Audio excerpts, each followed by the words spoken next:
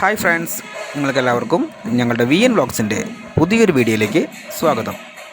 നമ്മൾ ഇന്ന് വീഡിയോയിൽ കാണാൻ പോകുന്നത് ഇരിഞ്ഞാലക്കുട ശ്രീ കൂടൽമാണിക്യസ്വാമി ക്ഷേത്രത്തിലെ കാഴ്ചശീവേലിയാണ്. പിന്നെ ഈ ക്ഷേത്രത്തിലെ പകൽ സമയത്തുള്ള ആനപ്പൂരത്തിന് ശീവേലി എന്നും വൈകുന്നേരമുള്ള ആനപ്പൂരത്തിന് വിളക്കെഴുന്നള്ളിപ്പ് എന്നാണ് ഈ ക്ഷേത്രത്തിൽ പറയപ്പെടുന്നത്. പിന്നെ ഈ ക്ഷേത്രത്തിൽ 10 ദിവസമാണ് ഉത്സവം നടക്കുന്നത്. രാവിലെയും വൈകുന്നേരവും ആനപ്പൂരം ഉണ്ടായിരിക്കും.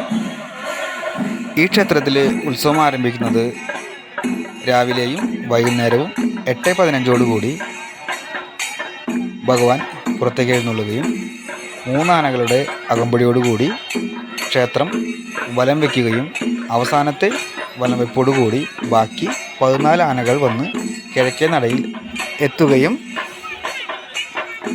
തുടർന്ന് കാഴ്ചശീവേലി ആരംഭിക്കുകയും ചെയ്യുന്നു.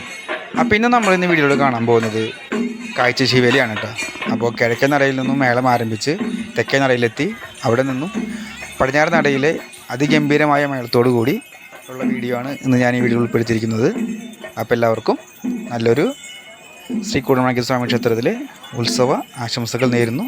അപ്പോൾ എല്ലാവർക്കും ഒരിക്കൽ കൂടി ഞങ്ങളുടെ VN വ്ളോഗ്സിലേക്ക് സ്വാഗതം.